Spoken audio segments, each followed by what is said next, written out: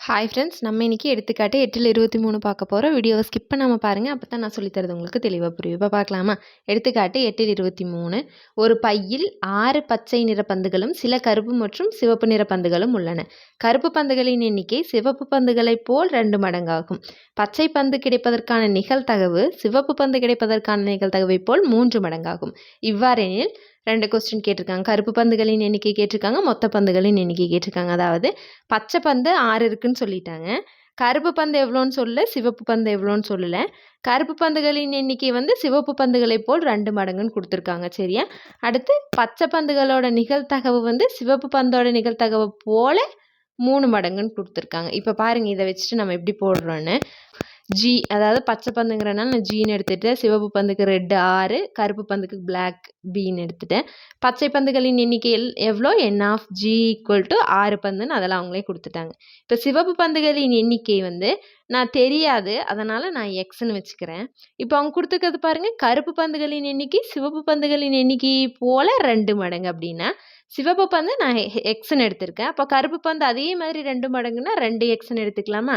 இப்போ மொத்த பந்துகளின் எண்ணிக்கைன்னா என்ன பண்ணுவோம்? எல்லாத்தையுமே எப்பவுமே கூட்டுவோம். என் ஆஃப் எஸ் ஈக்குவல் டு எல்லாத்தையும் கூட்டி போடுவோம். அப்போ கூட்டணும் அப்படின்னா இங்கே 6 ப்ளஸ் இங்கே எக்ஸு, இங்கே ப்ளஸ் இங்கே 2x கூட்டணும் அப்படின்னா 6 + 3x இப்படி வருதா? சரியா? இந்த மாதிரி வருது. இப்போ இதுதான் என் ஆஃப் எஸ்ன்னு வச்சுக்கிறோம். இதுக்கப்புறம் இன்னொரு லைன் அவங்க கொடுத்துருக்காங்க. என்னன்னு நல்லா பாருங்கள். பச்சை பந்து கிடைப்பதற்கான நிகழ்தகவு பி ஆஃப் ஜின்னு எடுத்துக்குவோமா? பச்சை பந்து கிடைப்பதற்கான நிகழ்தகவு சிவப்பு பந்து கிடைப்பதற்கான நிகழ்தகவை போல 3 மடங்கு அப்படின்னு. இதைத்தான் நம்ம இதை வச்சு தான் இப்போ இங்கே எக்ஸ் நம்ம கண்டுபிடிக்க போகிறோம். அதாவது பச்சை பந்து கிடைப்பதற்கான நிகழ்தகவுனா பி ஆஃப் ஜியா, அது எதை போல? சிவப்பு பந்து கிடைப்பதற்கான நிகழ்தகவை போல 3 மடங்குனா சிவப்பு பந்தை நம்ம என்னன்னு எடுத்துக்கிட்டு எக்ஸ்ன்னு எடுத்துக்கிட்டோமா? அப்போ அது மாதிரி 3 மடங்குனா 3 இன்ட்டு பி ஆஃப் ரெட் சிவப்பு பந்தா. இப்போ பி ஆஃப் ஜிங்கிறது நிகழ்தகவுனா 6ன்னு வருமா? அதாவது பி ஆஃப் ஜி நிகழ்தகவுக்கு ஃபார்முலா என்ன? இதுக்கு எப்படி வரும்? பி ஆஃப் ஜின்னா நிகழ்தகவுக்கான formula N of G by N of எஸ்ன்னு வரும். அதே இதுக்கு 3 இன்ட்டு பி ஆஃப் ஆர்னா N of R by N of எஸ்ன்னு வரும். என் ஆஃப் ஜிக்கு என் ஆஃப் ஜி தான் நம்ம எவ்வளோ அங்கே மேலே எழுதியிருக்கோம், 6ன்னு எழுதியிருக்கோம். என் ஆஃப் எஸ்ஸுங்கிறது இங்கே கண்டுபிடிச்சி வச்சுருக்கோம். என்னென்னா 6 + 3xன்னு. இங்கே 3 இன்ட்டு என் ஆஃப் ஆருங்கிறது நம்ம என்னென்னு வச்சுருக்கோம், எக்ஸுன்னு. அப்போ எக்ஸ் பை என் ஆஃப் எஸ்ஸுங்கிறது 6 + 3xன்னு வருமா? இப்போ இதில் பாருங்கள், இதுக்கு இது கேன்சல் ஆயிருமா? கீழே இருக்கிறதுக்கு கீழே இருக்கிறது சமத்துக்கு இந்த சைடு 2 ஒரே மாதிரி இருக்கிறதெல்லாம் கேன்சல் ஆயிடும். அப்போ இங்கே கேன்சல் ஆயிடுச்சுன்னா இங்கே என்னென்னு இருக்கும்? இங்கே 6ன்னு இருக்குது, இங்கே 3 பெருக்கல் எக்ஸ்ன்னு இருக்குது. அப்போ அது 3xன்னு எடுத்துக்கலாம். அப்போ எக்ஸ் மட்டும் நம்மளுக்கு இங்கே வேணும்னா இது இங்கே வச்சிட்டோம்னா இங்கே 6க்கு இங்கே பெருக்கல் இருக்கிற 3 வகுத்தல வருமா? அப்போ 6/3ன்னு வருமா? இப்போ கேன்சல் பண்ணால் 1 3 3 2 3 6. அப்போ எக்ஸோட வேல்யூ நம்மளுக்கு என்னன்னு கிடைக்குது? 2ன்னு கிடைச்சிருச்சு. சரியா? இப்போ எக்ஸோட வேல்யூ கண்டுபிடிச்சிட்டோம். முதல் கொஸ்டின் என்னன்னு பாருங்க, கருப்பு பந்துகளின் எண்ணிக்கை கேட்டிருக்காங்களா? கருப்பு பந்துகளை நம்ம எண்ணிக்கையை நம்ம இங்கே என்னன்னு எடுத்துக்கிட்டோம் பாருங்க. கருப்பு பந்துகளின் எண்ணிக்கை 2xன்னு எடுத்திருக்கோமா? ஃபர்ஸ்ட் கொஸ்டினுக்கான ஆன்சர் கருப்பு பந்துகளின் எண்ணிக்கை n of b equal to 2x. அப்போ ஈக்குவல் டு 2 இன்ட்டு எக்ஸுக்கு பதிலாக தான் எவ்வளோன்னு கண்டுபிடிச்சிருக்கோம், 2ன்னு. 2 2 4. அப்போ n ஆஃப் b கருப்பு பந்துகளின் எண்ணிக்கை n of b equal to 4. அடுத்து ரெண்டாவது கொஸ்டின் பாருங்க, என்ன கேட்டிருக்காங்க? மொத்த பந்துகளின் எண்ணிக்கைன்னு கேட்டிருக்காங்களா? மொத்த பந்துகளின் எண்ணிக்கை நம்ம n of s equal to 6 + 3xன்னு எடுத்திருக்கோமா? எழுதுற பாருங்க.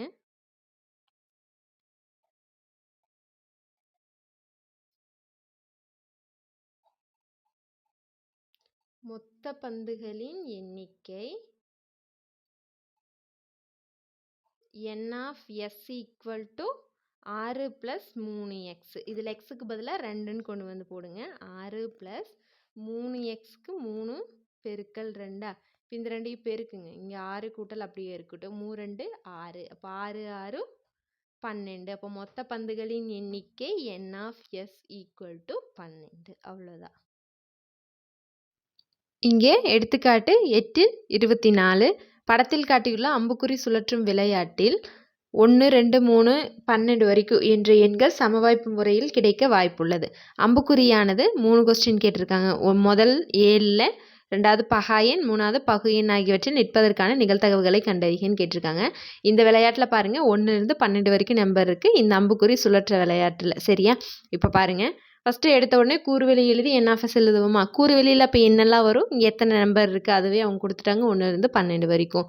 இப்போ கூறுவெளியில் 1 2 3 4 5 6 7 8 9 10 11 12. சரியா? அப்போ என் ஆஃப் எஸ்ங்கிறது N of S equal to 12. இப்போ பாருங்கள் ஃபஸ்ட்டு கொஸ்டின் என்ன 7 7ல் அதை ஒரு நிகழ்ச்சி நான் என்ன எடுத்துக்கிறேன்னா ஏன்னு எடுத்துக்கிறேன். ஏ என்பது அம்புக்குறி எண் 7ல் நிற்பதற்கான நிகழ்ச்சி அப்படின்னு எடுத்துக்கிட்டேன்.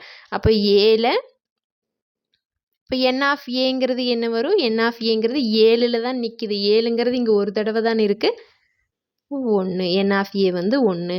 இப்போ பி ஆஃப் ஏ அப்படின்னா N of A by N of எஸ்ங்கிறது தான் ஃபார்முலா.